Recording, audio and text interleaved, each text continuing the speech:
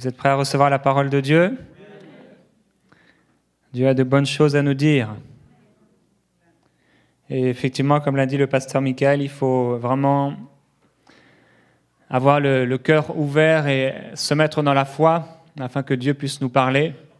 Il faut écouter la parole de Dieu avec foi. La Bible dit que c'est en écoutant avec foi que les hommes et les femmes ont reçu le salut, et c'est avec foi, lorsqu'on a écouté avec foi l'Évangile, la bonne nouvelle de l'Évangile, qu'on a pu être sauvé. Et sans la foi, ça ne sert à rien d'aller à l'église ou d'entendre des messages de la parole de Dieu. Ce sera simplement une lettre qui va tuer un petit peu plus dans notre vie. On va devenir de plus en plus religieux parce qu'on a besoin de marcher et d'entendre la parole de Dieu avec la foi du cœur. Et Père, je te remercie pour ta parole. Merci pour cette merveilleuse parole. Merci parce qu'elle nous dirige, elle nous enseigne. Et je te remercie, merveilleux Saint-Esprit, pour ta présence ce matin. Merci parce que ta présence est sur moi, mais elle est aussi sur ton peuple. Cette présence est là pour nous enseigner ce qui dans notre vie ne va pas, ce qui va et que tu aimerais peut-être corriger, amener exactement là où tu veux. Merci pour une parole précise ce matin qui va transformer beaucoup d'âmes, qui va changer beaucoup d'âmes, qui va changer beaucoup de directions. Je te remercie, merveilleux Saint-Esprit, de convaincre les cœurs, de saisir les cœurs. Parle aux consciences, que les consciences soient éveillées. Je prie que les yeux des cœurs soient illuminés dans ta présence. Merveilleux Saint-Esprit, manifeste-toi au travers de la parole. Manifeste-toi en onction, en grâce, en prophétie. Manifeste ta présence ce matin. Nous ouvrons nos cœurs à ta parole, nous ouvrons nos cœurs à ta présence. Nous avons faim et soif de toi. Je prie, Père, que cette Église puisse vraiment être agréable, que nos vies puissent te plaire. Merci. Merci, merveilleux Saint-Esprit. Tu es glorieux. Nous avons faim et soif de toi. Nous nous attendons à toi. Viens nous parler. Viens m'utiliser. Tu es glorieux. Ouvre ton cœur ce matin et dis au Seigneur, viens me parler. Viens diriger ma vie. Je veux obéir. Je choisis tes voies. Viens me parler, s'il te plaît. Alléluia. Amen. On peut aller ensemble, si vous voulez, dans Actes chapitre 7 et au verset 22. Actes chapitre 7 et au verset 22.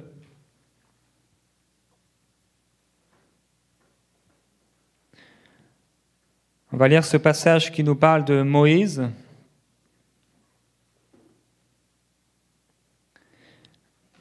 Et on va lire jusqu'au verset 34.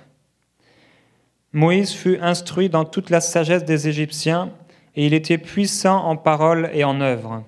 Lorsqu'il eut 40 ans révolus, la pensée lui vint au cœur de visiter ses frères, les fils d'Israël. Il en vit un qu'on maltraitait, prit sa défense et vengea l'opprimé en frappant l'Égyptien. Il pensait que ses frères comprendraient que Dieu leur accordait le salut par sa main, mais eux ne comprirent pas. Le jour suivant, il parut au milieu de certains d'entre eux qui se battaient, et il tâcha de rétablir la paix entre eux. « Vous, dit-il, vous êtes frères, pourquoi vous maltraitez-vous l'un l'autre ?» Mais celui qui maltraitait son prochain le repoussa et dit « Qui t'a établi chef et juge sur nous?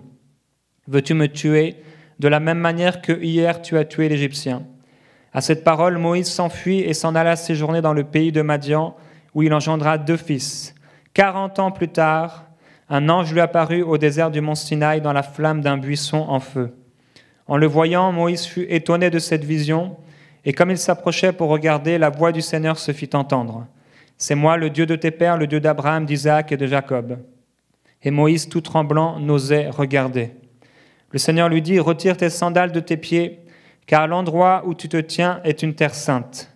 J'ai bien vu le malheur de mon peuple qui est en Égypte. J'ai entendu son gémissement et je suis descendu pour le délivrer.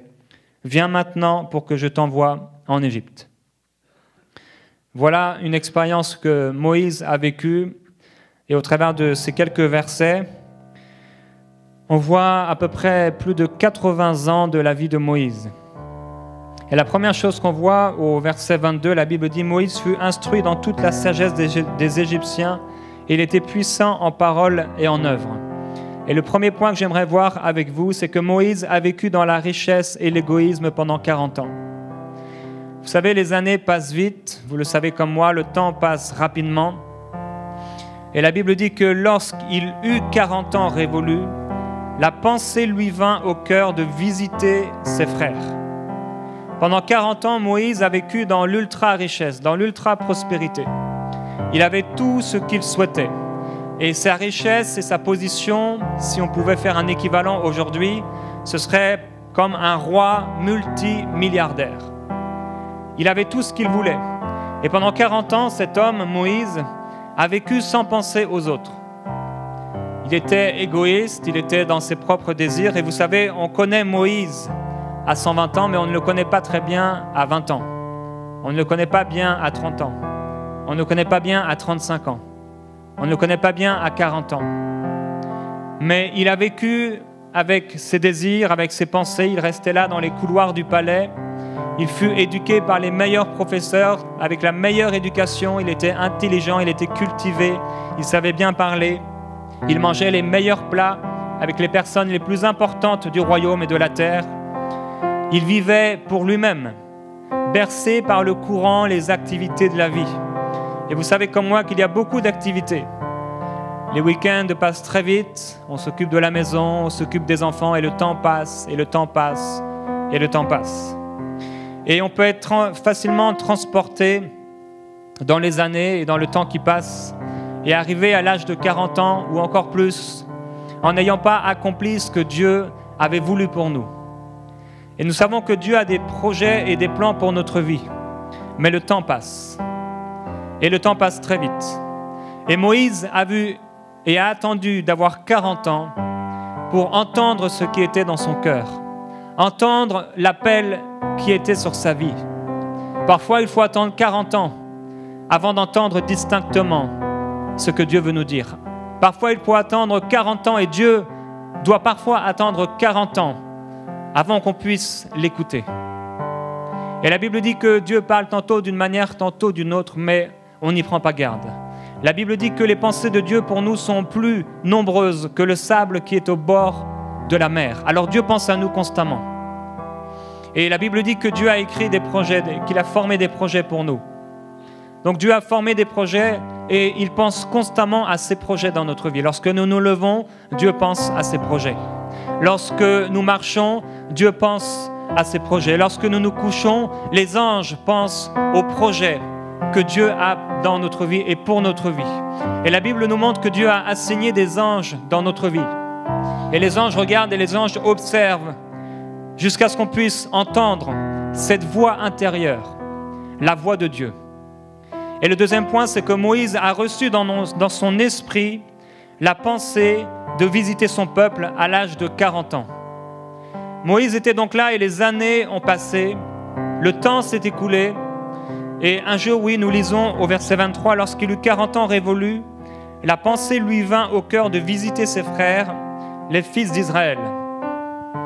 La Bible dit, la pensée lui vint au cœur de visiter ses frères. Le mot cœur ici, c'est le mot cardia. Moïse a entendu dans son cardia, dans son cœur, quelque chose qu'il n'avait jamais entendu auparavant. Il a eu sur le cœur, il a eu une pensée divine, il a ressenti cette pensée divine d'aller visiter son peuple. Et pourtant, cet homme avait 40 ans. Pendant 40 ans, il ne s'est pas préoccupé de son peuple. Pendant 40 ans, il mangeait avec les plus grands, pendant que son peuple mangeait à la sueur de leur front quelques petites choses, quelques petites nourritures. Et Dieu, parfois, il doit attendre si longtemps avant qu'on puisse entendre ce qu'il nous dit, avant qu'on puisse découvrir ce qu'il veut pour notre vie. Alors, dans son cœur, dans son cardia, il y a une pensée qui est venue. Et l'esprit s'est mis en mouvement à l'intérieur de lui comme un bébé se met en mouvement à l'intérieur d'une femme enceinte. Il a ressenti dans son esprit que quelque chose n'allait pas. Il a ressenti qu'il y avait un malaise. Il y avait quelque chose qu'il ne faisait pas bien. Pendant 36 ans, 37 ans, 38 ans, 39 ans, jamais la pensée ne lui était venue de visiter son peuple. Pourquoi ? Parce qu'il faut souvent longtemps pour s'apercevoir que notre vie est fade, que notre vie est inutile, que notre vie est vide, si nous ne réalisons pas ce pourquoi nous sommes venus dans ce monde. Ce n'est pas une image que Dieu nous a envoyée dans ce monde pour faire quelque chose de précis et de particulier.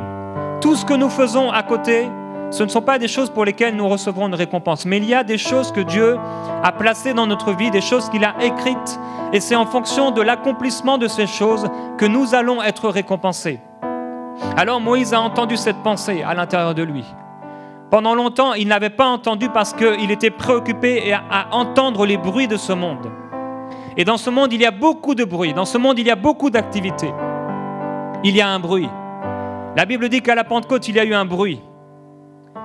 Et le Saint-Esprit est descendu sur chacun d'eux. Mais dans ce monde, il y a un bruit aussi. Beaucoup de bruit, beaucoup d'activités qui nous empêchent de vivre la vie que Dieu a réservée pour nous. Alors nous vivons à côté de cette vie. Nous sommes assis sur un siège qui n'est pas le nôtre. Nous sommes en train de vivre une vie qui n'est pas la nôtre. Nous sommes en train d'accomplir des œuvres qui ne sont pas nos œuvres. Et nous ne sommes pas en train d'accomplir les œuvres que Dieu avait pourtant préparées pour nous. Dieu a préparé des choses pour notre vie, des choses précises, des choses importantes. Parce qu'il y a un peuple qui doit entendre. Parce qu'il y a un cri d'une mère, un cri de quelqu'un, afin que Dieu envoie quelqu'un sur sa route. Mais nous n'entendons pas, nous sommes trop préoccupés à entendre les choses de ce monde, nous sommes trop préoccupés dans nos activités vaines, futiles, pour lesquelles nous n'aurons pas de récompense. À 40 ans, Moïse s'est assis, il a fait un bilan de sa vie. Et il a réalisé qu'il était loin de ce que Dieu voulait pour lui. Le temps des bilans, et nous devons faire des bilans. À 40 ans, des années étaient passées. Il a réalisé qu'il vieillissait, que le temps était passé. Il a réalisé que tout était vanité et poursuite du vent. On peut vivre longtemps. Il y a des gens qui vivent longtemps, et même jusqu'à 120 ans, pour s'apercevoir que tout était vanité et poursuite du vent. Ils ont couru après des choses qui ne leur ont pas satisfaites. Ils ont couru après des choses qui ne leur ont pas apporté une joie éternelle. Ils ont couru encore et encore vers des choses avec lesquelles ils n'auront aucune récompense. Et si souvent nous courons après des choses pour lesquelles nous ne recevrons pas de récompense. Et l'apôtre Paul a dit qu'il courait sa course, qu'il frappait non pas en l'air, mais qu'il visait un but précis. Et nous voyons ces gens qui étaient là dans la parole de Dieu, des modèles pour nous, qui couraient une course certaine, une course évidente, une course précise. Ils accomplissaient quelque chose, ils accomplissaient exactement ce pourquoi Dieu les avait placés dans ce monde. À 40 ans, Moïse a entendu un cri. Il a entendu un bruit dans son esprit, dans son cardiaque, quelque chose. Il a perçu. Parce que lorsqu'il a fait le bilan, lorsqu'il s'est assis, les bruits de ce monde ont commencé à se dissiper. Il a pu entendre à l'intérieur de lui qu'est-ce qui était vraiment important. La Bible dit que, et l'apôtre priait pour qu'on puisse comprendre ce qui est réellement important pour Dieu. Il s'est assis et il a commencé à entendre non plus les bruits de ce monde, mais la voix intérieure, l'intention de l'esprit. Et là, il a entendu quelqu'un. Il a entendu cet appel. L'appel qui a été donné à Jonas. La Bible dit dans Jonas au chapitre 1 au verset 1, Dieu qui parle à Jonas et il lui dit « Lève-toi, va à Ninive, la grande ville, et crie contre elle, car sa méchanceté est montée jusqu'à moi. » Et Jonas, la Bible dit, Jonas se leva pour s'enfuir à Tarsis, loin de la face de l'Éternel. Pendant longtemps, Moïse devait se rendre à Ninive. Et il était à Tarsis. Pendant longtemps, il devait aller dans la direction de l'esprit. Il devait marcher selon l'intention de l'esprit. Mais il marchait dans la direction de la chair. Il marchait dans la direction des convoitises personnelles. Il marchait dans la direction de ce monde présent, du siècle dans lequel il vivait. Il marchait, oui, mais il marchait vers Tarsis, alors que Dieu l'appelait à aller vers Ninive. Moïse devait se rendre dans un endroit spécial, c'est l'endroit du cardia, l'endroit de l'esprit, l'endroit du cœur, l'endroit de Dieu. Il y a un endroit pour nous, ici-bas. Et c'est à la fois un endroit céleste, un endroit où nous pouvons aller dans notre chair, mais où nous sommes transportés en esprit. Moïse a entendu. Il a entendu cet appel qui était fait à Jonas. Jonas, lève-toi, va à Ninive et parle contre elle. La Bible nous montre que Jonas a fui loin de la face de l'Éternel. Moïse, au lieu de fonctionner dans son cardia, a fonctionné dans ce psyché. Il a réfléchi. Comme nous réfléchissons beaucoup, comment je vais accomplir ce que je dois accomplir? Comment je dois m'occuper de ma famille? Comment je vais faire venir de l'argent dans ma famille? Alors on cherche du travail. Comment je vais faire vivre ma famille? On s'installe quelque part. Et on réfléchit selon les pensées de l'âme, selon la psychologie. Et Moïse a réfléchi comme ça pendant 40 ans. Il a vécu sa vie pendant 40 ans en écoutant non pas son être intérieur, mais en écoutant les pensées de son âme et le bilan de ses propres réflexions. Mais au bout de 40 ans, il a perçu quelque chose. Moïse, à 40 ans, n'était pas celui qu'on connaît, nous, à 120 ans. On voit les modèles et ces modèles bibliques comme ils étaient dans leur apogée et dans leur succès. Mais on oublie parfois qu'ils ont été comme nous. On oublie parfois qu'ils ont vécu les mêmes heures, les mêmes minutes et les mêmes secondes que nous. Qu'ils ont vécu la même confusion, les mêmes prières apparemment non exaucées, les mêmes cris à Dieu, les mêmes douleurs, la même attente, la même persévérance sans rien voir. Ils ont vécu toutes ces choses. Et nous, on les voit dans le succès. On les voit faire des choses extraordinaires. Et alors, on se décourage. On abandonne. Son cœur et le cœur de Moïse devint comme cette baleine qui a avalé Jonas. Il était mal. Il sentait que quelque chose n'allait pas. Moïse savait bien qu'il n'était pas en train d'accomplir ce pourquoi il avait été placé sur la terre. Et vous savez pertinemment, et nous savons pertinemment lorsque nous ne sommes pas en train d'accomplir la parole de Dieu. Dieu a envoyé sa parole. Toujours, il l'a fait. Et peu sont les élus. Beaucoup sont appelés. Tous le sont. Mais peu accomplissent ce pourquoi réellement ils ont été installés sur cette terre. Et voilà pourquoi Jésus n'est pas encore revenu aujourd'hui. Parce que beaucoup de gens sont en train d'écouter leur tête au lieu d'obéir à ce qui est dans leur cœur. Moïse n'avait pas besoin qu'on le lui dise, il n'avait pas besoin d'avoir une vision, il savait. Il sentait un trouble. Il sentait que quelque chose n'allait pas dans son esprit. Il le sentait. Vous savez, il y a un temps où nous savons que nous ne faisons pas ce que nous devrions faire. Un temps où nous réalisons que quelque chose ne va pas.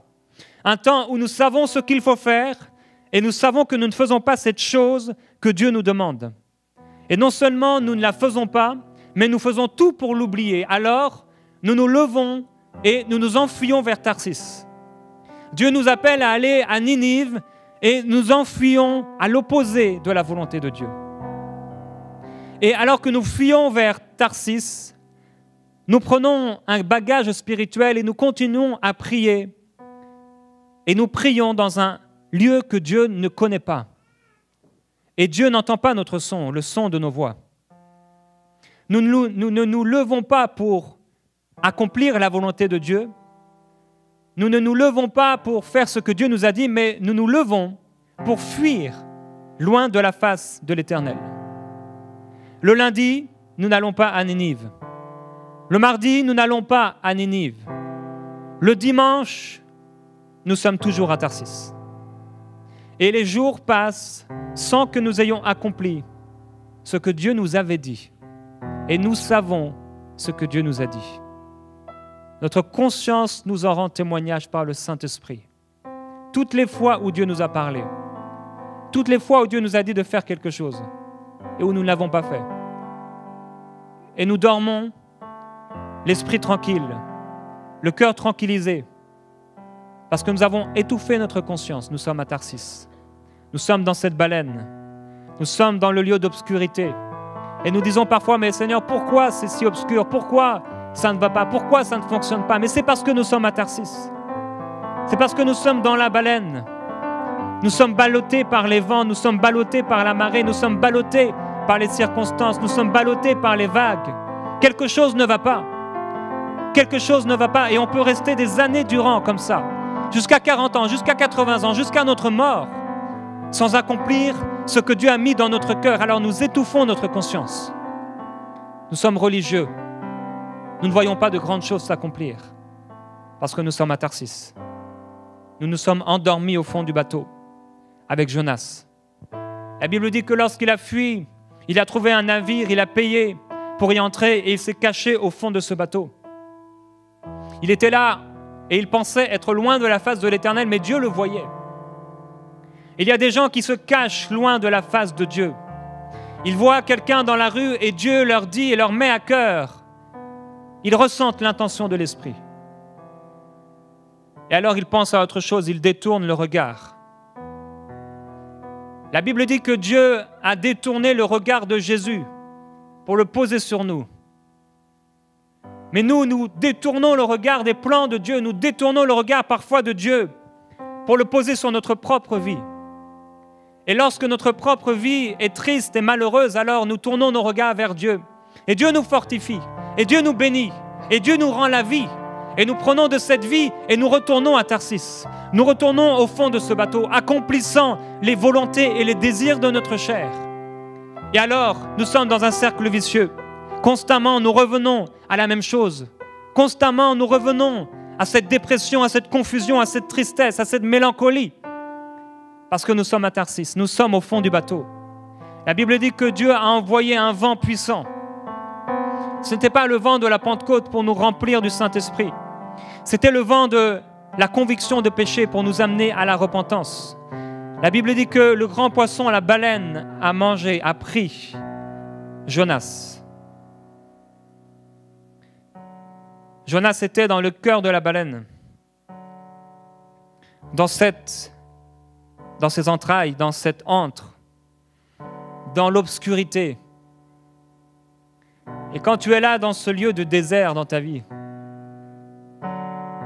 il n'y a que l'écho de tes prières, il n'y a que l'écho de ta voix.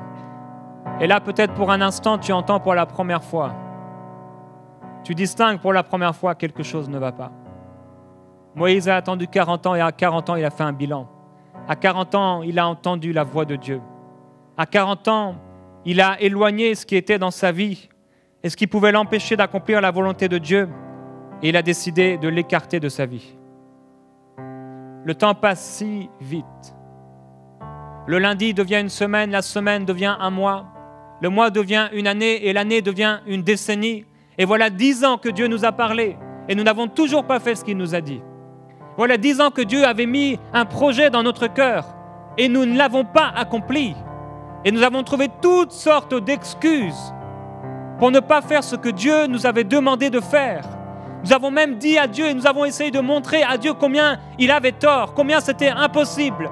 Et nous avons parlé négativement à propos du plan de Dieu pour notre vie, alors que c'est l'esprit de vie, c'est l'esprit de vérité, c'est la parole de Dieu que nous avons entendue. La parole de Dieu est venue. La Bible dit que Dieu a parlé. Il a appelé la lumière, elle est venue. Et Dieu appelle des choses dans notre vie. Dieu appelle la lumière dans notre vie. Et si souvent la lumière ne vient pas, alors Dieu est surpris. Et même les anges regardent et ils sont surpris de voir que, apparemment, la parole de Dieu n'a pas trouvé un cœur réceptif, un cœur disponible. Dieu ne cherche pas des super-héros. Dieu cherche des gens disponibles. Dieu ne cherche pas des gens qui sont forts et puissants. Dieu cherche des faibles qui trouvent leur capacité en Dieu. Dieu cherche des personnes qui ne regardent pas à leur force, qui ne regardent pas à leurs possibilités, mais qui tournent vers leur regard vers Dieu, qui tournent leur regard vers le Seigneur pour entendre et pour voir ce que l'Esprit dit à l'Église. Le temps a passé. Moïse était là, face à lui-même, face à cette parole de Dieu. Jonas était au fond de la baleine, face à lui-même et face à la parole de Dieu, ayant essayé d'échapper à la présence de Dieu. Mais l'homme de Dieu a dit, « Où irai-je loin de ta face? Où me cacherai-je loin de ta face ?» Et lorsque nous sommes nés de nouveau, la Bible dit que nous sommes devenus l'habitation du Saint-Esprit. Alors quoi que nous fassions, l'Esprit de Dieu habite dans notre esprit. Et alors lorsque nous n'accomplissons pas sa volonté, il y a toujours un malaise. Nous croyons que c'est le manque, nous croyons que c'est les hommes, nous croyons que c'est les difficultés, nous croyons que c'est le désert, mais c'est nous. C'est parce que nous ne sommes pas sur le chemin que Dieu avait tracé. Le chemin était plat, le chemin était aplani. Dieu avait transformé les vallées en plaines. Il avait tout préparé, mais nous sommes à côté. Et nous marchons sur un terrain rocailleux, un terrain difficile. Et nous ne comprenons pas. Pourquoi Dieu? Pourquoi? Lorsque nous sommes vers Tarsis, on peut lever souvent les yeux vers le ciel. On peut souvent s'adresser à Dieu. Mais Dieu ne nous veut pas à Tarsis. Dieu nous veut à Ninive. On aura beau prier beaucoup. On pourra prier longtemps et beaucoup, et lire beaucoup de livres, et entendre beaucoup d'enseignements, et aller longtemps à l'église, et faire encore beaucoup de choses qui paraissent même être spirituelles. Mais Dieu nous veut à Ninive. La Bible dit vaut mieux l'obéissance que des sacrifices, que beaucoup de sacrifices. On peut se sacrifier, on peut faire des efforts, on peut faire toutes sortes de choses. Mais qu'est-ce que Dieu a à faire de ces choses? Ce que Dieu désire, c'est l'obéissance. L'obéissance à sa parole précise. Parfois même, nous avons dit aux gens quelles étaient les bonnes choses à faire. Et nous les avons vus faire, et nous nous sommes restés là, en direction de Tarsis. Nous avons marché sous le soleil, nous avons marché dans le désert, et nous avons rencontré des hommes et des femmes. Nous leur avons parlé, nous leur avons dit, voilà ce qu'il faut faire, voilà la vérité. Voilà ce que tu dois faire, tu dois donner ta vie à Jésus. Et alors ils ont couru vers Ninive, et nous avons continué. Et nous avons vu encore quelqu'un d'autre. Voilà ce que tu dois faire, tu dois donner ta vie à Jésus. Et nous n'avons rien donné du tout. Nous n'avons donné que la possibilité à Dieu de répondre à nos prières égoïstes. Nous n'avons donné à Dieu que la possibilité de répondre à nos désirs personnels. Mais nous ne lui avons pas tout donné. Parce que nous résistons. Et il arrive un temps où lorsque nous résistons, Dieu est obligé de nous faire tomber de ce cheval d'orgueil. Alors que nous sommes là, sur ce chemin, loin de la face de l'Éternel, comme Saul de Tarse, qui était là, sur ce chemin pour persécuter l'Église de Dieu. Il s'enfuyait loin de Ninive. Il s'enfuyait loin du plan que Dieu avait pour sa vie. Et alors Dieu l'a fait tomber dans sa gloire. Et il est devenu aveugle avec Jonas dans la baleine. Rentrant en lui-même, comme le fils prodigue, qui mangeait la nourriture qu'on donnait aux porcs. Il a réalisé que non, il y a quelque chose qui ne va pas. Je suis sur ce cheval d'orgueil, je mène ma propre vie, je fais mes choses. Mais le temps passe et les années passent et voilà, j'ai 40 ans, j'ai 50 ans, j'ai 60 ans, j'ai 30 ans. Et je suis en train de marcher loin de la face de l'Éternel. Et dans la baleine, je peux prier beaucoup. Je peux m'adresser à Dieu. Mais Dieu cherche la repentance. C'est ce que Dieu désire. Mais parfois nous sommes si longtemps à Tarsis, que nous pensons que Tarsis est la volonté de Dieu. Alors nous commençons même à remercier Dieu pour Tarsis.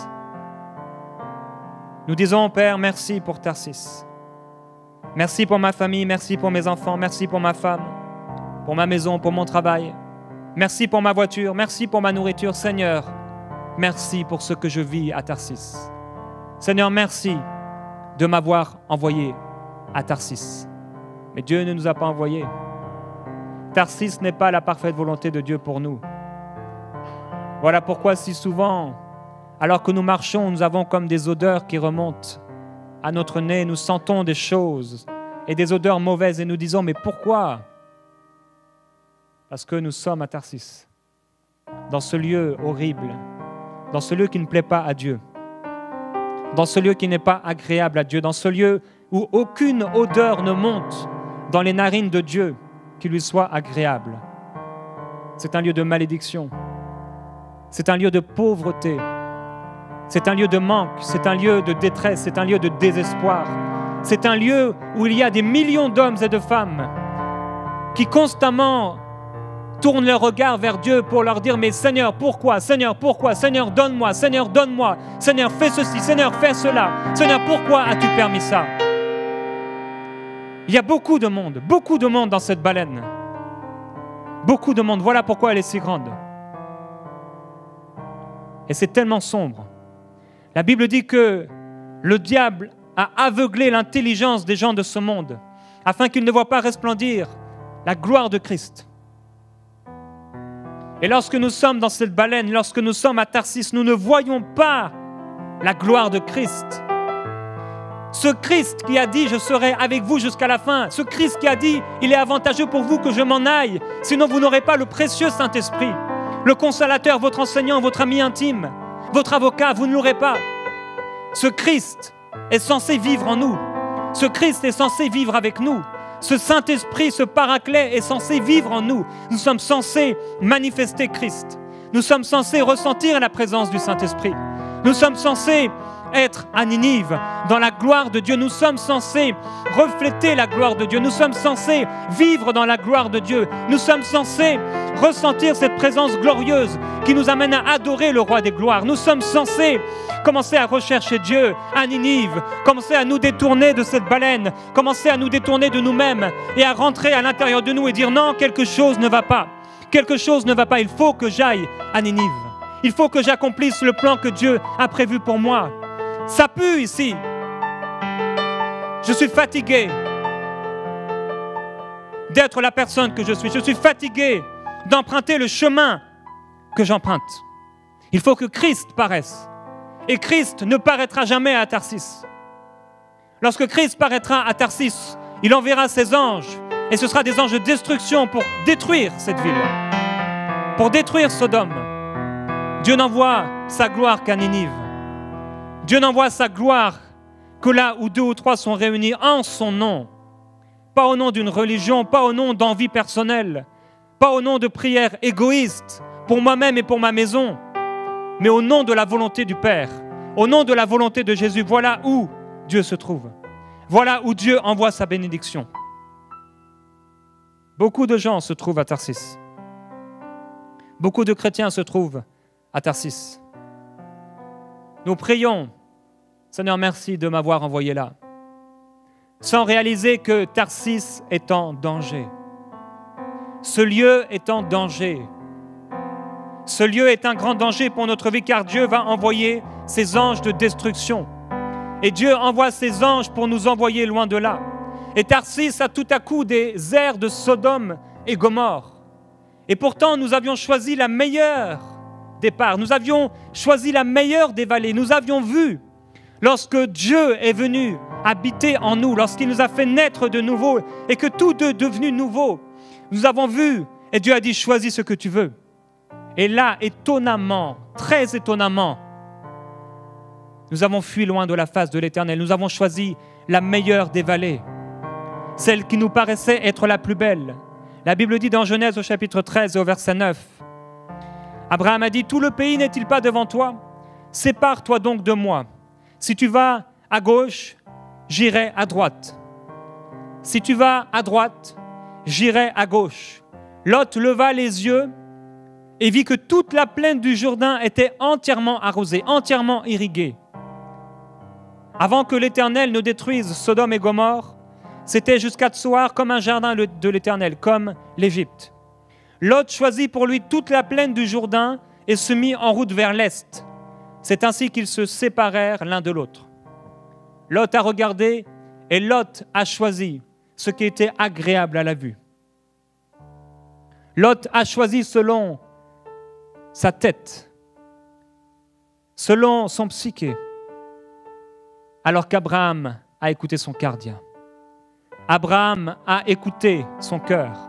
Abraham a écouté quelle est l'intention de l'esprit. Quelle était l'intention de l'esprit? L'intention qui s'humilie, l'intention qui choisit la bonne part, l'intention qui ne recherche pas ce qui lui plaît. Alors Abraham s'est installé dans le pays de Canaan, alors que Lot a choisi les plaines du Jourdain et il s'est installé jusqu'à Sodome.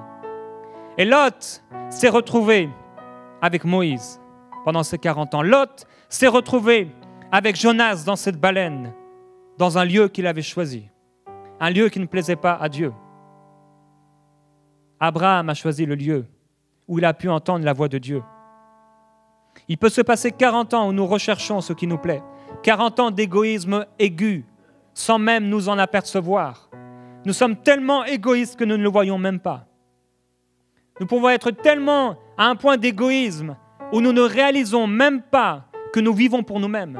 La Bible dit que la volonté de Dieu est que nous ne puissions ne plus vivre pour nous-mêmes, mais vivre pour celui qui nous a sauvés. Abraham a non pas recherché sa volonté, mais il a choisi la bonne part, celle qui ne lui a pas été ôtée. Il n'a pas recherché ce qui lui plaisait. Il a dit à Lot, choisis. Lot a choisi le choix de la chair. Il s'est étendu jusqu'à Sodome, dans le ventre de la baleine. Il était là à Tarsis avec Jonas, avec Moïse. Ils étaient beaucoup dans ce ventre. C'était le choix de la chair. Et peut-être qu'aujourd'hui vous y êtes, dans cette baleine. Peut-être que vous êtes là au fond de ce navire, ballotté par la vie. Vous êtes peut-être là, ressentant cette odeur mauvaise. Dieu vous a dit d'aller à Ninive, mais vous avez fui à Tarsis. Vous savez bien ce que vous devez faire, vous le savez, mais vous ne le faites pas. Dieu vous a dit d'aller à gauche et vous allez à droite. Dieu vous a dit d'aller à droite et vous allez à gauche. Et vous êtes là depuis longtemps, 40 ans peut-être. La Bible nous dit dans Genèse au chapitre 19 et au verset 1, « Les deux anges arrivèrent à Sodome sur le soir et Lot était assis à la porte de Sodome. Quand Lot les vit, il se leva pour aller au-devant d'eux et se prosterna la face contre terre. Puis il dit, « Voici mes seigneurs, entrez, je vous prie, dans la maison de votre serviteur et passez-y la nuit. » Et Lot s'est occupé de ses anges. Il fit cuire des pains sans levain, ils mangèrent. Quand tu n'accomplis pas la volonté de Dieu, il n'y a pas grand-chose à faire de divin. Tout ce que tu fais, c'est naturel. Tout ce que tu fais, c'est passager, c'est éphémère. La joie dure un instant. Le bonheur dure un instant. Le plaisir dure un instant. Et la Bible dit que celui qui accomplit la volonté de Dieu dure éternellement. Il vit éternellement. Lot était assis à la porte de Sodome à rien faire. Il n'y a rien à faire dans le ventre de la baleine. Qu'allons-nous faire? Il n'y a rien à faire quand Saul de Tarse était là, sous la puissance de Dieu, aveugle. Que peut faire un aveugle lorsqu'il vient de devenir aveugle? Il n'y a que des choses futiles. Il n'y a que des choses futiles à faire à Sodome. La Bible nous montre cette parabole. Jésus parle de cette parabole du maître de la maison qui est allé chercher des gens pour les envoyer dans sa vigne. Et il a été dans les quartiers, il a été dans la ville et il a trouvé des gens qui étaient là sans rien faire. Qu'est-ce que vous faites pour Dieu? Concrètement, qu'est-ce que vous faites pour Dieu? Je ne parle pas de prière, je ne parle pas de méditer. Qu'est-ce que vous faites pour Dieu en ce moment?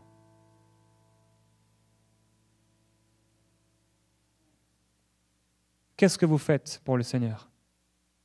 Réellement, sincèrement. Pas pour l'Église. Qu'est-ce que vous faites pour Dieu? Que faisons-nous pour Dieu? Dieu cherche et il voit qu'il n'y a pas un homme. Pas un homme qui recherche à accomplir sa volonté. Alors Dieu parfois nous envoie un vent puissant pour nous faire tomber par terre, jusqu'à ce que nous réalisions que la vie présente ne vaut pas d'être vécue sans Dieu. La vie présente ne vaut pas d'être vécue sans accomplir ce pourquoi nous sommes venus sur cette terre. Il y a une joie, et c'est la joie du serviteur de Dieu. C'est la joie de la servante de Dieu qui obéit à son maître. C'est la joie du Fils du Dieu vivant. La Bible dit que Jésus, en vue de la joie qui lui était réservée, a supporté la croix. Et à cause de cela, il s'est assis à la droite du Dieu Tout-Puissant. La Bible nous montre dans Ésaïe 53 que par le travail de son âme, il rassasiera ses regards. Comment Jésus rassasie ses regards? C'est en voyant ses enfants qui accomplissent son œuvre. Lot était assis là à la porte de Sodome à rien faire. Jésus a dit, voici cette génération, elle est comme des enfants qui jouent de la flûte et qui disent, nous avons joué de la flûte et vous n'avez pas dansé. Nous avons chanté des complaintes et vous ne vous êtes pas lamentés. Jusqu'à quand n'allons pas répondre à l'appel de Dieu? Dieu joue de la flûte et il veut nous voir danser et nous ne dansons pas. Dieu chante des complaintes et il veut que nous puissions chanter des complaintes avec lui et prier et intercéder. Et nous voilà en train de nous réjouir. Nous ne comprenons pas, nous ne comprenons rien. Quand nous sommes en direction de Tarsis, nous ne comprenons rien. Lot a accueilli les anges d'une façon remarquable. Il les a bien servis, très très bien. Et on peut faire des choses très très bien, soi-disant pour le Seigneur, tout en étant loin de la face de Dieu. Les sacrifices ne pourront jamais faire plaisir à Dieu autant que l'obéissance simple à sa volonté. Alors Moïse, et c'est mon troisième point, décide d'aller à Ninive. La Bible dit, c'est par la foi que Moïse, dans Actes chapitre 7 et verset 24, devenu grand, refusa d'être appelé fils de la fille de Pharaon, aimant mieux être maltraité avec le peuple de Dieu que d'avoir pour un temps la jouissance du péché, regardant l'opprobre de Christ comme une plus grande richesse que les trésors de l'Égypte, car il avait les yeux fixés sur la rémunération. Moïse a regardé en lui-même. Il a dit, voilà, j'ai 40 ans, j'ai tout ce que je veux. Mais comme l'Ecclésiaste avait tout eu, avait tout essayé, et il a réalisé, mais si je ne suis pas en train d'accomplir la volonté de Dieu, mais à quoi ça sert? Je vais mourir sans avoir accompli ce pourquoi j'ai été créé. Je vais manger, je vais me réjouir. Et le lendemain matin, je serai là, seul dans mon lit. Combien d'hommes et de femmes sont là en train de se réjouir le samedi soir et tous les jours de leur vie? Et en fait, ils sont tellement seuls, ils sont tellement accompagnés apparemment, ils ont tellement d'amis, mais ils sont tellement seuls. Pourquoi? Parce qu'ils n'accomplissent pas la volonté de Dieu. Celui qui accomplit la volonté de Dieu n'est pas seul. La Bible dit, il faut que la graine de blé tombe en terre et meure, sinon elle reste seule. Quand tu accomplis la volonté de Dieu, tu n'es jamais seul dans ce que Dieu a prévu pour toi, car Dieu envoie toujours des gens que tu pourras bénir. Dieu envoie toujours des gens parce que Dieu entend leurs cris. Dans le ventre de la baleine, Jonas est revenu en lui-même et il a dit une parole. Il a dit, j'accomplirai les vœux que j'ai faits. Voilà la prière que Dieu entend. Une prière de repentance qui dit, je me suis éloigné de toi, de tes plans. Et c'est vrai, j'ai peut-être 40 ans, j'ai peut-être tant d'années. Et pendant si longtemps, je n'ai pas accompli ta volonté. Tu m'as dit de parler à telle personne. Tu m'as dit de faire telle association. Tu m'as dit de créer tel projet. Tu m'as dit de faire telle et telle chose. Et pourtant, le temps a passé et je ne l'ai pas fait. Alors, Père, j'accomplirai les vœux que j'ai faits. J'accomplirai les vœux que j'ai faits lorsque je t'ai dit, Seigneur, je te donne toute ma vie. Prends tout ce que je suis. Alors, qu'a fait Jonas? Qu'a fait Moïse? La Bible dit que Jonas a été recraché de la baleine. Et là, il a pu à nouveau marcher sur le sol. Or, lorsque tu te repens, tu découvres un sol nouveau que tu n'avais pas connu depuis longtemps. Tu réalises des possibilités nouvelles. Tu réalises que c'est étonnant, mais ce n'est plus sombre. C'est spécial, mais j'ai l'impression que là, Dieu est plus là. J'ai l'impression de ressentir plus sa présence. J'ai l'impression d'entendre plus sa voix, oui. Lorsque tu vas en direction de Ninive, les anges de Dieu sont là, les anges de Dieu. Et la terre attend avec un ardent désir ce que tu vas faire, les choses qui vont se passer. Finalement, Moïse a réalisé que tout ce qu'il avait vécu pendant ces 40 ans n'avait pas de plus grande valeur que l'obéissance au plan de Dieu pour sa vie. Il a saisi la voix intérieure. Il a saisi quelle était l'intention de l'Esprit. Parfois, nous demandons à Dieu, mais Seigneur, parle-nous, parle-nous, parle-nous, parle-moi, parle-moi. Et alors que Dieu a tellement parlé, il y a tout un dossier qui est là. Tout un tas de dossiers qui sont devant nous. Tel jour, Dieu m'avait dit. Tel jour, Dieu m'avait dit. Tel jour, Dieu m'avait dit. Et nous disons encore, Seigneur, parle-moi, mais Dieu n'entend plus. Il y a tellement de dossiers qui sont là. Et même si Dieu parlait, nous n'entendrons pas. Nous avons besoin de nous repentir pour que Dieu puisse peut-être effacer, pour que Dieu puisse à nouveau ouvrir un chemin. Et alors nous prenons les dossiers un par un et nous les traitons. Achevé. Nous prenons le deuxième. Achevé. Nous prenons le troisième. Achevé. Je me souviens un jour où je lisais un livre sur la présence du Saint-Esprit. Et Dieu, instantanément, le Saint-Esprit m'a dit de faire 3 choses. 3 choses simples de ma vie. Je les ai faites 1, je les ai faites 2, je les ai faites 3. La présence du Saint-Esprit a commencé à se manifester comme jamais auparavant dans ma vie. Parce que j'ai obéi à Dieu. Combien de paroles que Dieu t'a données et que tu n'as pas accomplies? Le nombre en est grand peut-être. Mon 4e point, c'est que Moïse essaie d'aller à Ninive. Dans Actes chapitre 7 au verset 23, nous lisons, lorsqu'il eut 40 ans révolu, la pensée lui vint au cœur de visiter ses frères, les fils d'Israël. Il en vit un qu'on maltraitait, prit sa défense et vengea l'opprimé en frappant l'Égyptien. Il pensait que ses frères comprendraient que Dieu leur accordait le salut par sa main, mais eux ne comprirent pas.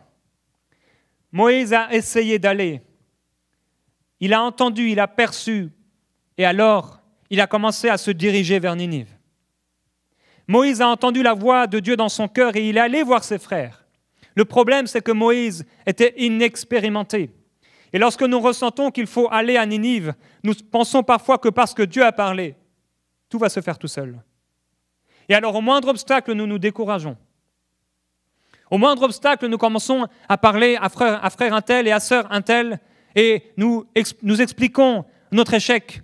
Et qu'est-ce que nous entendons? C'est l'écho de notre propre voix. Frère un tel et frère une telle a vécu la même chose. Et alors, nous nous décourageons. Et nous nous réunissons non plus au nom de Jésus, nous nous réunissons au nom du découragement. Non, annoncer l'évangile, ça ne marche plus aujourd'hui. Non, aujourd'hui, il n'est plus possible de faire ça. Non, aujourd'hui, il n'est pas possible de faire ça.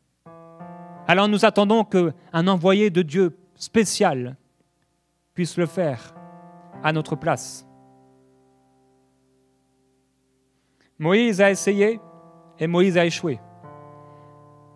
À 40 ans pour entendre l'intention de l'Esprit. Et il a essayé et il a échoué. Parfois, nous nous levons pour obéir à l'appel de Dieu, mais cela ne se passe pas comme nous l'avions prévu. Seigneur, tu avais dit, allez par toutes les nations et faites des nations des disciples. Seigneur, j'ai essayé, mais on ne m'a pas écouté. Alors, nous trouvons un autre Tarsis. Oui, nous avons fui loin de Tarsis. Nous étions en direction de Ninive, mais là, nous trouvons quelque part un endroit où nous ne dérangerons personne. Nous trouvons un endroit confortable et nous nous faisons un petit nid loin de la volonté de Dieu. Mais à la fois, nous sommes heureux parce que nous ne sommes ni froids, ni bouillants, mais nous sommes tièdes. Et alors, parfois, il y a un peu d'eau qui coule. Parfois, il y a un peu de la présence de Dieu qui coule. Et alors, nous nous satisfaisons et nous nous rassurons. Ne t'inquiète pas, Dieu t'a parlé. Ne t'inquiète pas, tu as entendu le message du pasteur et il y a eu un mot pour toi. Ne t'inquiète pas, Dieu est avec toi. Oui, Dieu est avec toi pour te faire sortir de là. Dieu est avec toi parce que Dieu ne veut pas qu'à nouveau tu te retrouves au fond du navire où on va être obligé de te jeter dans la mer pour que tu puisses comprendre que quelque chose ne va pas. On trouve un autre Tarsis. Moïse est resté là 40 ans. 40 ans d'échec. Il a vécu 40 ans de richesse et de privilèges où il était servi par tout le monde. Et il s'est retrouvé 40 ans dans les difficultés et dans le désert où il a servi un homme, où il a même servi un troupeau Il devait servir Dieu, mais il était en train de servir des bêtes, en train de donner à manger à des animaux, en train de donner à boire à des animaux, alors qu'il était censé donner à boire au peuple de Dieu. 40 ans, c'est long. Imaginez Dieu, vous entendez sa voix à 40 ans, et pendant 40 ans, rien ne se passe.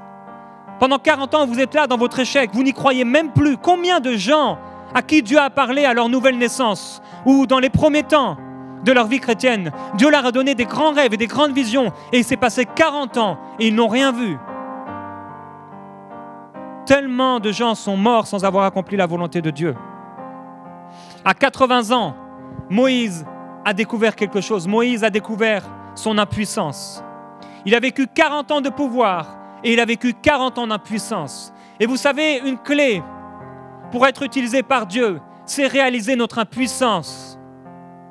Pendant 40 ans, nous pouvons attendre que Dieu nous parle. Et en fait, il nous a parlé. Et un jour, nous disons, OK, je vais accomplir la volonté de Dieu. Et alors, nous commençons à marcher, mais nous sommes tellement remplis de nous-mêmes, tellement remplis d'orgueil. C'est tellement pour nous ce que nous faisons. Nous prions et nous demandons, Seigneur, fais ceci, fais cela. Touche cette personne, sauve cette personne, sans réaliser que c'est pour nous-mêmes que nous le faisons. Nous prions pour notre mari, nous prions pour nos enfants, nous prions pour leur salut, sans réaliser que nous prions pour eux parce que nous voulons qu'ils soient plus gentils avec nous. Au fond de nous, ce n'est pas parce que nous pensons à leur éternité loin de Dieu, mais c'est pour nous.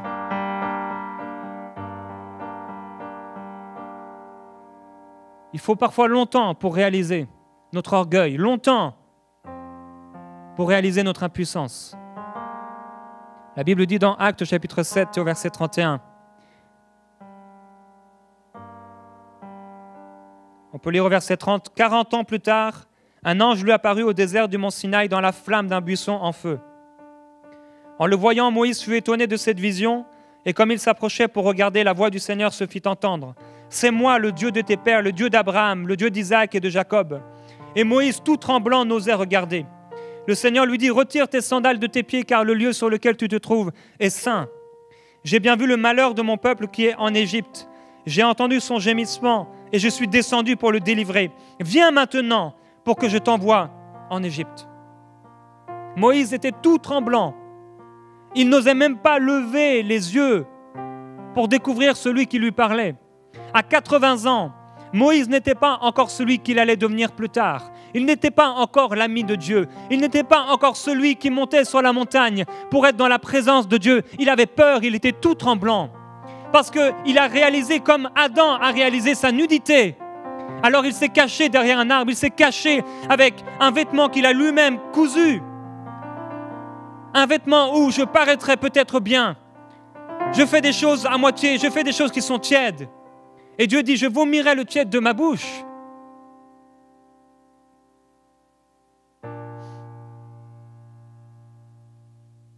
Dieu a parlé à Moïse. Et Moïse a eu peur. Moïse était tremblant. Mais Moïse a choisi d'obéir à la volonté de Dieu. Et mon cinquième point, c'est que Moïse va à Ninive.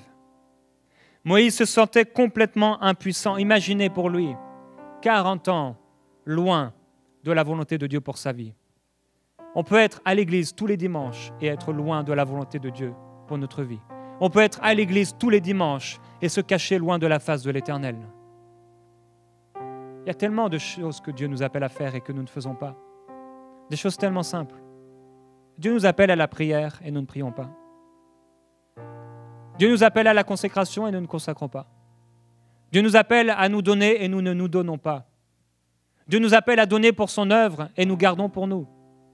Tellement de choses. Mais malgré tout cela, Moïse est allé. Son orgueil avait disparu. Et malgré son manque de confiance en lui-même, il a décidé d'aller. Dieu dit, j'ai vu la souffrance de mon peuple qui est en Égypte. J'ai entendu ses gémissements. Voilà le cœur du message. Voilà pourquoi Dieu nous a appelés. Voilà pourquoi Dieu vous a équipés. Voilà pourquoi le maître de la maison veut vous envoyer dans sa vigne. C'est parce qu'il y a un peuple qui souffre. L'appel que Moïse a reçu est exactement le même que Dieu vous fait. Dieu a éclairé des choses dans votre esprit. Vous savez ce à quoi Dieu vous appelle. Et Dieu vous l'a rappelé alors que je prêchais. Mais il y a encore un appel plus grand et qui nous concerne tous. Et c'est l'appel de Moïse, c'est l'appel de Jonas. Il faut avertir les gens de Ninive qu'ils sont perdus et qu'ils doivent se repentir. Qu'entendez-vous dans votre esprit? Qu'entendez-vous dans votre cardiaque? Qu'entendez-vous? Jésus a dit dans Marc 16, « Allez par tout le monde et prêchez la bonne nouvelle à toute la création. Celui qui croira, qui sera baptisé, sera sauvé. Oui, Père, j'ai accompli cette chose-là. Mais celui qui ne croira pas sera condamné. Voici les miracles qui accompagneront ceux qui auront cru. En mon nom, ils chasseront des démons. Ils parleront de nouvelles langues. Ils saisiront des serpents. S'ils boivent quelques breuvages mortels, il ne leur fera point de mal. Ils imposeront les mains aux malades et les malades seront guéris. » Le Seigneur, après leur avoir parlé, fut enlevé au ciel et il s'assit à la droite de Dieu. Ils s'en allèrent prêcher partout. Le Seigneur travaillait avec eux, confirmait la parole par les miracles qui l'accompagnaient. Les disciples ont entendu l'appel de Jésus.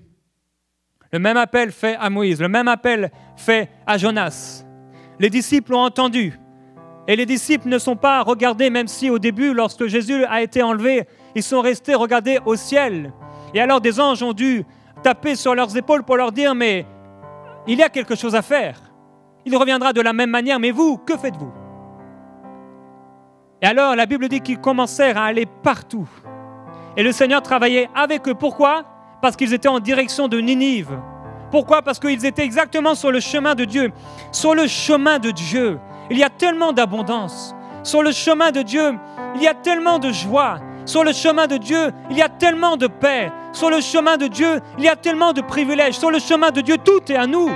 Sur le chemin de Dieu, tout est grâce. Tout est joie, tout est consolation, tout est bonheur. Sur le chemin de Dieu, tout est succès.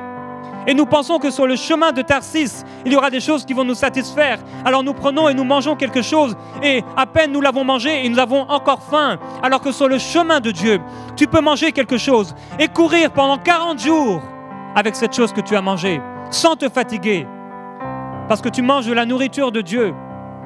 Jésus a dit, ma nourriture est de faire la volonté de celui qui m'a envoyé et d'accomplir son œuvre. La volonté de Dieu, ce n'est pas seulement que nous soyons sauvés, nous l'avons été, mais c'est que nous puissions accomplir son œuvre. Et c'est ce à quoi Dieu nous appelle. Mais qui est suffisant pour ces choses? Qui est suffisant pour prier pour les malades et les voir guéris? Qui est suffisant pour chasser les démons? Qui est suffisant pour ces choses? Et c'est mon 6e point. Nos faiblesses remplacées par la puissance du Saint-Esprit. Sans la puissance du Saint-Esprit, nous serons en direction de Ninive peut-être, mais nous chercherons où est Ninive. Nous serons en direction de cette grande ville de gloire, cette grande ville fortifiée, cette grande ville de miracles, mais nous ne la trouverons pas parce que nous sommes encore remplis de nous-mêmes. Et lorsque nous allons et que nous marchons dans les plans de Dieu, il y a un temps qui se passe où nous sommes forgés, où nous sommes entre les mains du potier et où le potier nous modèle. La Bible dit dans 1 Corinthiens au chapitre 15 au verset 42. C'est le cas pour la résurrection des morts. Le corps est semé corruptible, il ressuscite incorruptible. Il est semé méprisable, il ressuscite glorieux. Il est semé faible, il ressuscite plein de force. Il n'y a que le Saint-Esprit qui peut transformer une personne qui pense être méprisable, comme Moïse se pensait tellement méprisable, il se pensait tellement faible à 80 ans. Il n'y a que le Saint-Esprit qui peut transformer un cœur faible. Il n'y a que le Saint-Esprit qui peut transformer notre cœur de pierre en cœur de chair. Il faut que nous puissions voir le buisson ardent. Si nous ne le voyons pas, si nous n'enlevons pas nos chaussures, nous ne ressusciterons pas glorieux et plein de force. Moïse a dû ressusciter de l'être méprisable et faible qu'il pensait être pour être la personne que Dieu voulait qu'il soit. Dieu a fait de lui un puissant sauveur par sa force toute puissante. Personne ne peut vraiment savoir ce qu'il possède dans le Saint-Esprit. Le Saint-Esprit est Dieu. Le Saint-Esprit, rien ne lui est impossible. Il n'y a rien qui est impossible à Dieu. Il n'y a rien qui est impossible à celui qui habite dans notre esprit. Si seulement nous pouvons percevoir, si seulement nous pouvons entendre quelle est l'intention de l'Esprit, si seulement nous pouvons dire oui et amen à la volonté de Dieu, si seulement nous pouvons rentrer en nous-mêmes et dire oui, j'accomplirai les vœux que j'ai faits, oui, j'accomplirai la parole de Dieu, je ne sais pas comment, mais Père, j'irai non plus avec ma force, non plus avec ma force de caractère, ma propre pensée, mon intelligence, avec la sagesse de l'Égypte, avec la bonne éducation biblique. Non, j'irai avec la force du Saint-Esprit. Les disciples étaient là avec Jésus pendant 3 ans et demi. Ils ont été formés par lui, par le meilleur enseignant qui soit.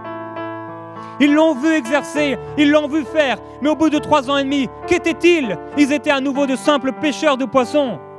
Ils n'accomplissaient aucun miracle. Ils étaient dans la confusion. Ils n'accomplissaient pas ce pourquoi Dieu les avait créés. 3 ans et demi avec le Maître. 3 ans et demi d'enseignement. 3 ans et demi en regardant l'homme de Dieu, le Fils de Dieu, voir faire des choses extraordinaires. Mais ils n'étaient pas changés. Pourquoi? Jésus a dit, il est avantageux pour vous que je m'en aille. Le Saint-Esprit est la puissance de Dieu. Et lorsqu'elle vient dans le cœur d'un homme, dans le cœur d'une femme, cette personne est transformée. Et elle va de gloire en gloire. Et alors elle perçoit quelque chose. Ce n'est pas un mirage, c'est une réelle ville. C'est un réel miracle. C'est vraiment quelque chose qu'il peut toucher, qu'il peut voir. La Bible dit que Dieu nous a appelés afin que nous allions et que nous persévérions et que notre fruit demeure. C'est ce que Dieu veut pour nous, un fruit qui demeure. Nous pouvons être capables de dire, voilà le fruit qui se trouve dans ma vie, voilà réellement ce que je fais pour Dieu, voilà ce que Dieu m'a dit et voilà ce que je fais. Il nous faut voir le buisson ardent. Si nous ne le voyons pas, c'est que nous sommes encore là, en train de lutter dans le fond du navire. Il y a un buisson ardent qui brûle, mais qui ne se consume pas. Dans 2 Corinthiens au chapitre 4 et au verset 5 à 7, il est écrit, nous ne nous prêchons pas nous-mêmes, c'est Jésus-Christ le Seigneur que nous prêchons, et nous nous déclarons vos serviteurs à cause de Jésus. En effet, le Dieu qui a ordonné que la lumière brille du sein des ténèbres a aussi fait briller sa lumière dans notre cœur pour faire resplendir la connaissance de la gloire de Dieu dans la personne de Jésus-Christ. Et nous portons ce trésor dans des vases de terre afin que cette puissance soit attribuée non pas à nous, mais à Dieu. Oh, nous reconnaissons nos faiblesses, nous reconnaissons nos incapacités, nous reconnaissons que nous ne sommes que des vases de terre. Qui peut accomplir un miracle? Personne ne peut le faire si ce n'est pas le Saint-Esprit en nous.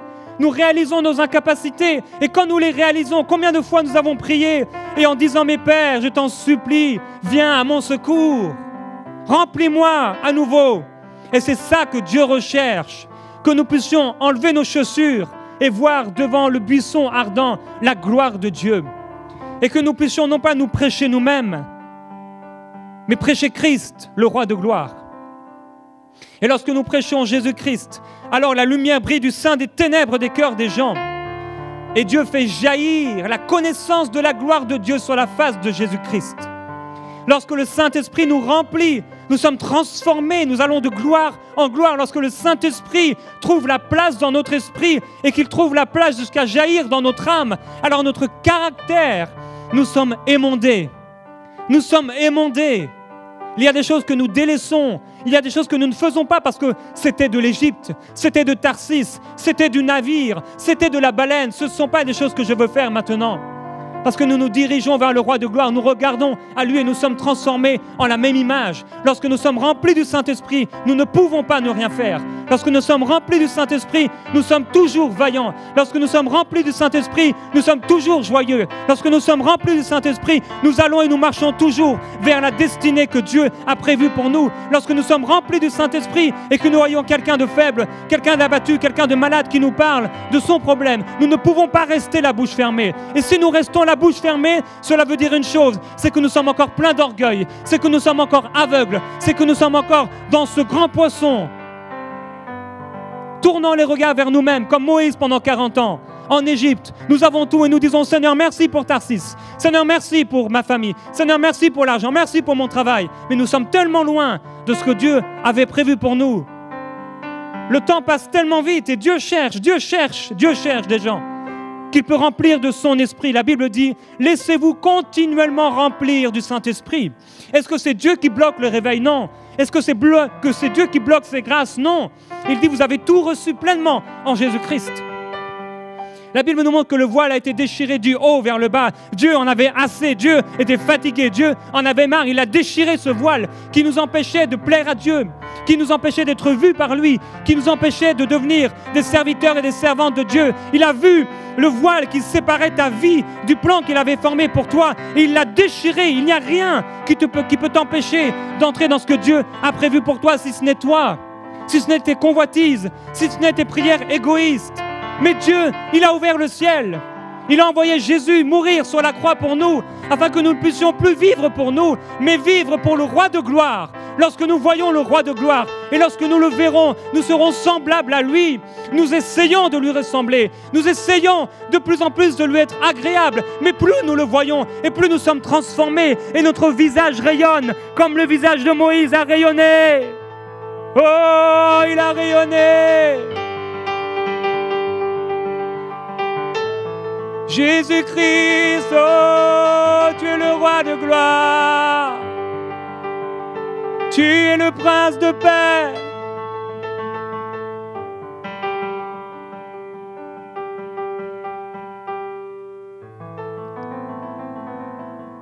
Saint-Esprit, parle à ton peuple.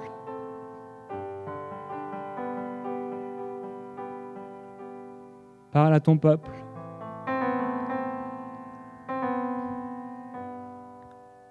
Ouvre ton cœur. Ouvre ton cœur.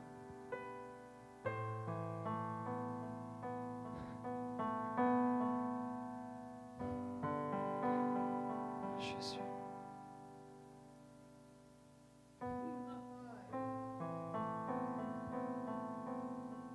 Jusqu'à quand?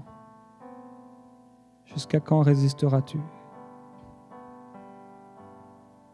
Jusqu'à quand? Dieu dit, je t'aime d'un amour éternel. Je t'aime d'un amour éternel. Ne résiste pas à ma volonté. Car c'est là que tu trouveras joie, santé, bonheur. Je t'ai formé pour cela. Et tu pourras essayer de t'asseoir, de t'allonger et de vivre une autre vie que la tienne. Tu seras toujours malheureux car je t'ai formé unique. Je t'ai formé unique. Vis la vie que j'ai écrite pour toi. Accomplis les paroles que j'ai formulées avant que tu naisses. Avant que tu naisses, je t'avais appelé. Dans le sein de ta mère, je te connaissais.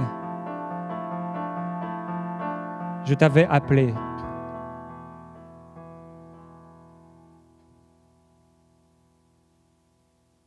Jésus. Gloire à toi, Seigneur Jésus. Est-ce qu'on peut tous fermer nos yeux?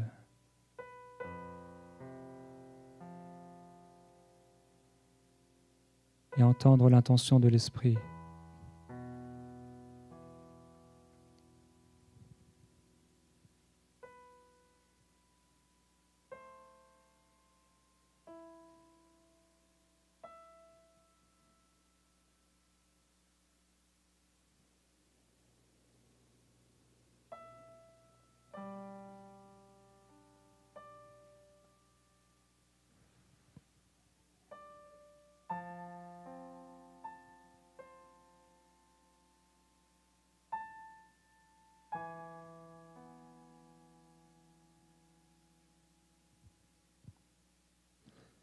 La Bible dit, « Ainsi mes frères et sœurs bien-aimés, soyez fermes, inébranlables. Travaillez de mieux en mieux à l'œuvre du Seigneur, sachant que votre travail n'est pas sans résultat dans le Seigneur. » Vous savez, on peut échouer pendant longtemps.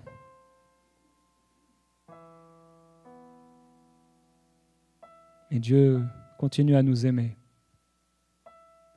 Dieu continue à espérer. En fait, il espère tellement plus que nous en nous-mêmes. Dieu a confiance, parce que Dieu est amour et Dieu croit tout. Dieu a confiance que nous allons faire ce qu'il nous a dit de faire. que nous allons commencer à marcher. Alors il ne faut pas abandonner. Le Saint-Esprit nous ouvrira les yeux sur les cris des oppressés. Il nous amènera à libérer les captifs de l'Égypte vers Canaan, de Tarsis vers Ninive, de Sodome vers Canaan.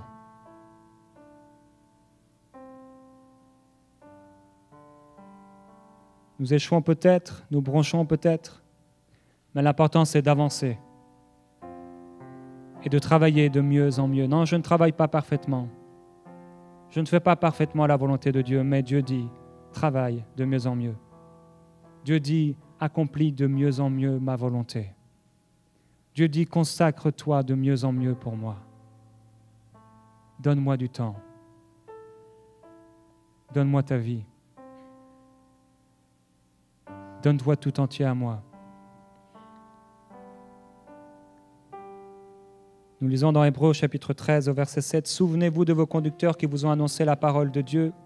Considérez quel était le bilan de leur vie et imitez leur foi. Jésus-Christ est le même hier, aujourd'hui et éternellement. » Nous avons avec nous ce Jésus qui est le même aujourd'hui qu'il l'était avec Moïse, qu'il l'était avec Abraham, qu'il l'était avec Jonas, qu'il l'était avec Job, qu'il l'était avec Isaac, qu'il l'était avec Jacob. Le même Jésus, le même Dieu, celui qui opère tout en tous, selon la volonté de l'Esprit, ce même Seigneur, celui qui est Seigneur, à la gloire de Dieu le Père, il est avec nous. Et Jacques dira, au chapitre 5, au verset 7, « Prenez donc patience, frères, jusqu'à l'avènement du Seigneur. Voici que le laboureur attend le précieux fruit de la terre, plein de patience à son égard, jusqu'à ce qu'il ait reçu les pluies de la première et de l'arrière-saison. Ne te décourage pas, mon frère, ma sœur, mais attends parce que la pluie arrive. Vous aussi prenez patience, affermissez vos cœurs, car l'avènement du Seigneur est proche. » Au verset 10, « Prenez, mes frères, pour modèle de souffrance et de patience les prophètes qui ont parlé. Au nom du Seigneur, le laboureur attend, mais le laboureur est patient. » Le laboureur comprend les faiblesses parce que lui-même est venu, sujet aux mêmes faiblesses. Il est venu pour nous. Nous avons besoin de détermination, nous avons besoin de persévérance, nous avons besoin de regarder le plan de Dieu pour notre vie droit dans les yeux et de faire un bilan de nous-mêmes, un bilan de nos vies. La Bible dit tout ce que Jésus a commencé de faire et d'enseigner. Qui va continuer? Qui dira à Dieu, Seigneur, j'accomplirai les vœux que je t'ai formulés? Qui dira, Seigneur, je te donne ma vie, fais-en ce qu'il te plaît? La Bible dit, devenez puissants à tous égards par sa force glorieuse. Quand nous nous abandonnons à Dieu, quand nous lui laissons la place, nous sommes complètement métamorphosés. Il n'y a plus rien de l'Égypte. Nous sommes transformés. Nous sommes changés. C'est ça la bonne nouvelle de l'Évangile. Celle que les Israélites n'avaient pas. Ils n'avaient pas cette bonne nouvelle.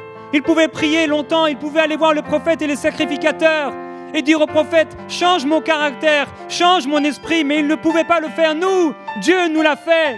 Dieu nous a fait cette alliance nouvelle, une alliance de grâce, une alliance extraordinaire, une alliance où tout est nouveau, une alliance où tout est transformé, où tout est nouveauté de vie et où nous pouvons marcher en nouveauté de vie. C'est une alliance nouvelle, une alliance de grâce, une alliance où Dieu nous regarde toujours plein d'amour et plein de compassion et jamais pour nous accuser, jamais pour nous jeter dans la fosse, mais toujours pour nous relever. Et même si parfois nous avançons dans le désert, Dieu nous laisse parfois dans le désert jusqu'à ce que nous puissions voir qu'il y a quelque chose de plus, que nous ne sommes pas nés pour ce désert. Devenez puissants par sa force glorieuse. Est-ce qu'on peut se lever tous ensemble, s'il vous plaît?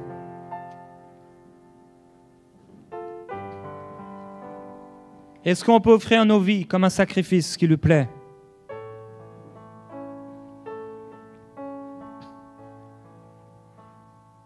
Fixez vos yeux vers le Seigneur. Et Dieu n'envoie pas sa parole pour rien. Dieu est derrière sa parole pour l'accomplir. Et lorsque Dieu oint quelqu'un d'un message, et que ce message est envoyé dans ton cœur, et Dieu attend une réponse. Alors je t'encourage maintenant, parle à Dieu. Là où tu es, parle à Dieu. Tu es peut-être dans le ventre de ce grand poisson. Tu es peut-être dans le navire. Tu es peut-être en direction de Tarsis ou tu es peut-être en direction de Ninive. Mais où que tu sois, je t'encourage vraiment, mon frère, ma sœur. Parle au Seigneur. C'est un moment tellement important. L'importance que vous accordez à ce moment, ça va changer beaucoup de choses. Dieu est patient avec nous. Soyons patients maintenant. Et laissons le Saint-Esprit nous toucher.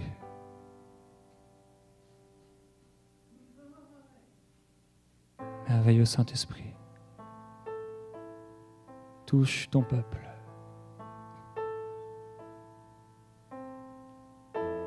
Dieu t'appelle maintenant à lui parler simplement. Parle-lui là où tu es. Parle-lui là où tu te trouves. Il y a des choses que tu sais dans ta vie que tu ne fais pas, des choses qu'il t'a dites. Tu as peut-être prié à ce sujet. Tu as peut-être trouvé des excuses. Mais prends ce temps de consécration, s'il te plaît, pour balayer ces excuses, dire à Dieu, Père, pardonne-moi. Il y en a plusieurs qui doivent se mettre à genoux ce matin, qui doivent s'humilier sous la puissante main de Dieu. Fais-le.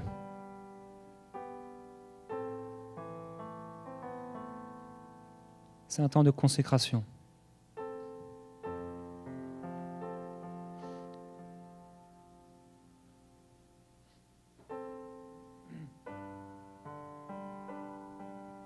Consacre-toi à lui.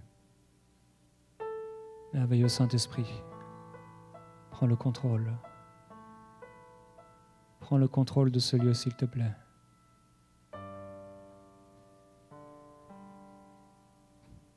Si vous vous décidez pour l'obéissance, vous mangerez les meilleures productions du pays.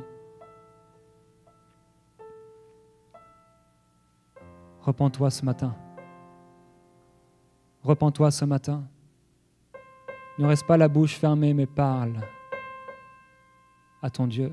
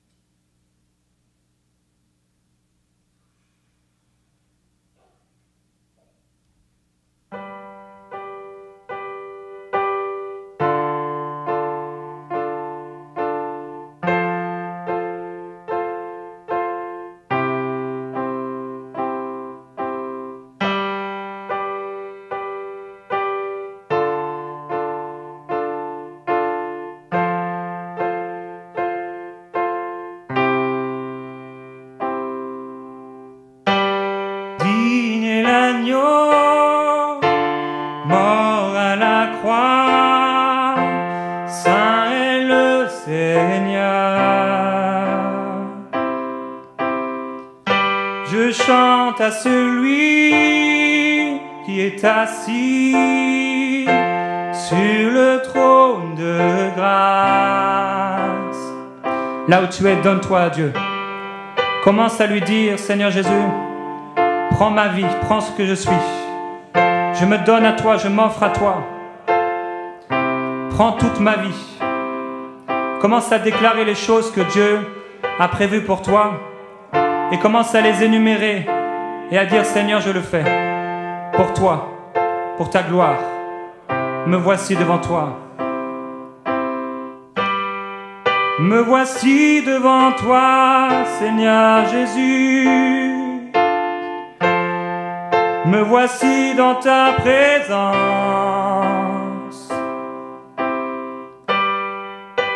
J'obéirai à ta voix, ô mon roi.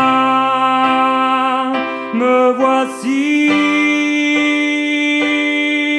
oh, devant toi, ô mon roi. Me voici, oh, Seigneur, mon roi.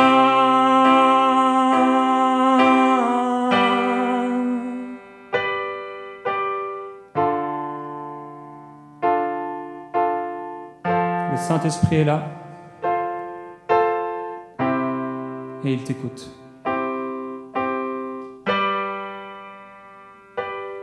C'est un moment vraiment important, tu dois te consacrer à Dieu.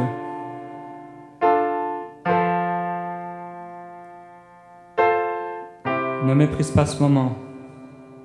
Tu ne peux pas imaginer ce que Dieu va faire avec ta prière de repentance.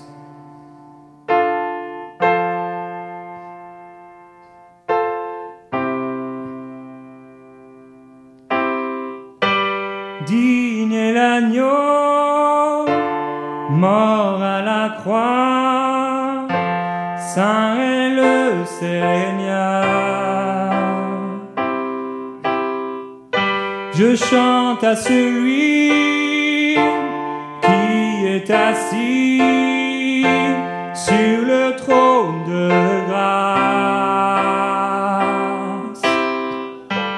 Digne est l'agneau, mort à la croix, saint est le Seigneur.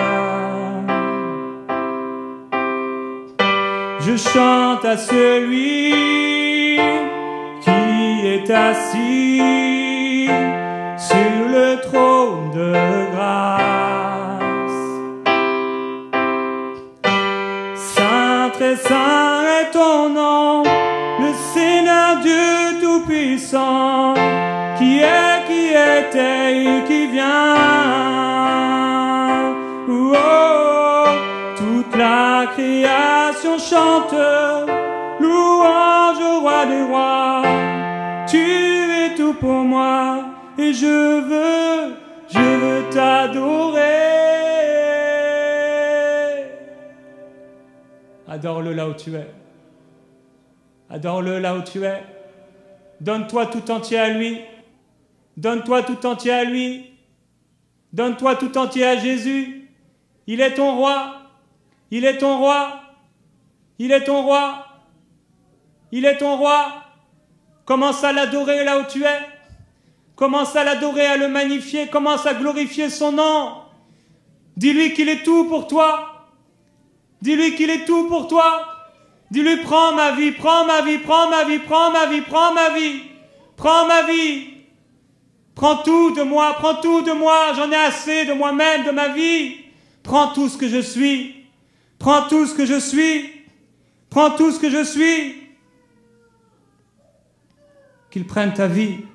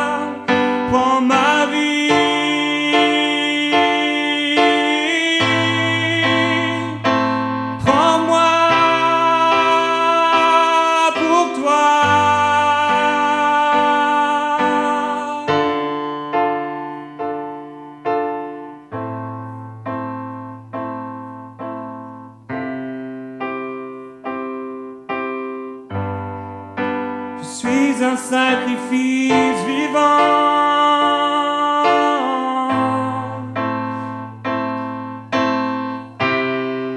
Tu m'as créé pour toi. Je suis un sacrifice pour toi, oh Seigneur. Me voici pour toi. Prends ma vie.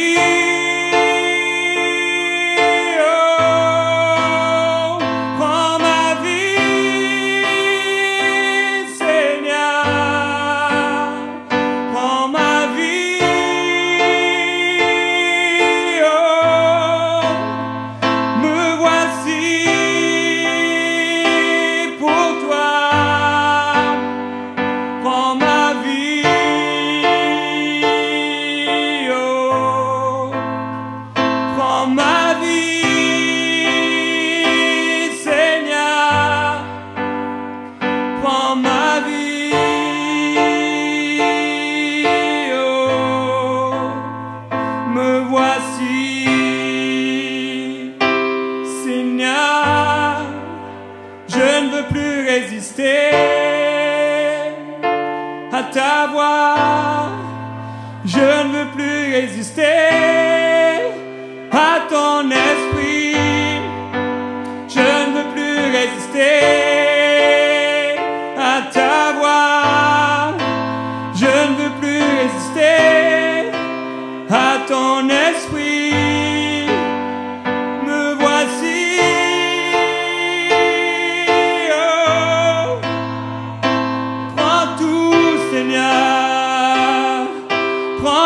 Seigneur, me voici, oh, pour toi, oh roi, me voici, oh. Un jour nouveau se lève, un jour nouveau se lève sur ta vie, mon enfant. Un jour nouveau se lève, un jour nouveau se lève, mon enfant.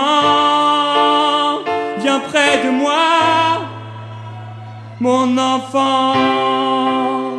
Viens près de moi, mon enfant. Viens près de moi, mon enfant. Me voici.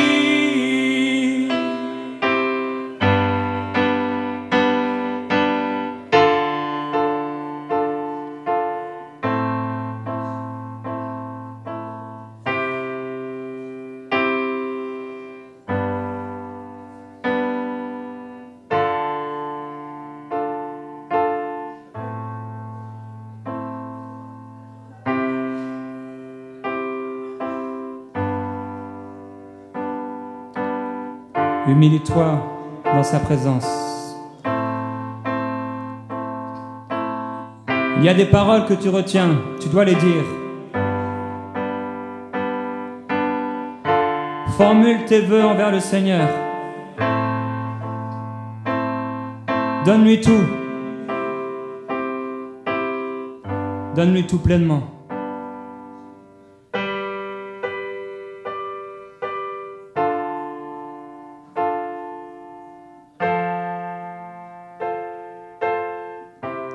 Ta vie est semblable à un chant qui ne s'arrête jamais. Dieu te donne toujours le choix. Dieu te donne toujours la possibilité de te relever. Et non seulement il te donne la possibilité de te relever, mais il te donne son esprit. L'esprit de la promesse, l'esprit du Père. Il dit, je ne t'abandonnerai pas. Je suis avec toi tous les jours jusqu'à la fin. Alors crois, crois, crois en moi. Fais-moi confiance, mon fils, ma fille. Fais-moi confiance, mon enfant, car je n'ai pas dit le dernier mot. Fais confiance à Dieu. Fais confiance à Dieu. Fais confiance à ton Père céleste.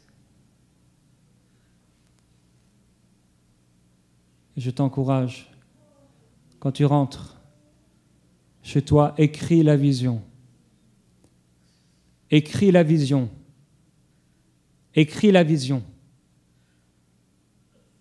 Écris la vision et accomplis-la. Regarde-la.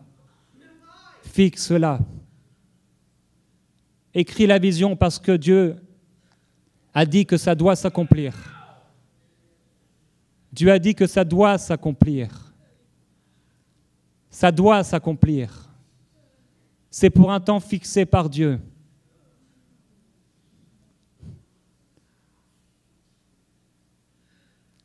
Et c'est le temps d'accomplir la parole de Dieu. Voici le peuple d'Israël disait, ce que le prophète dit, c'est pour des temps lointains.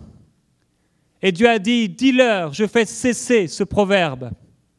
Voici toute parole que je dis, elle s'accomplit. Dieu envoie sa parole. Et sa parole est pleine de puissance et pleine de gloire. Et quand tu vas commencer à marcher vers Ninive, la gloire de Dieu va se manifester de plus en plus dans ta vie. Oh, je prie, Père Céleste, au nom puissant de Jésus-Christ maintenant pour ton peuple. Au nom de Jésus, tu as entendu la repentance, tu as entendu les vœux qui ont été formulés. Père, je déclare que ta présence s'intensifie dans les vies. Merveilleux Saint-Esprit, je te demande maintenant de te manifester comme jamais auparavant sur ton peuple, de réveiller l'esprit, Père, de réveiller l'esprit de ton peuple et l'esprit de la prophétie au milieu de nous et au milieu de ton peuple. Réveille l'esprit de la prophétie dans le cœur de tes enfants, qu'ils puissent entendre, qu'ils soient revêtus de gloire, revêtus de gloire.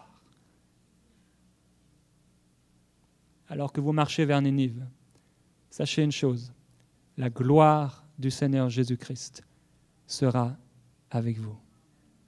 Vous êtes bénis en Jésus. Bonne journée.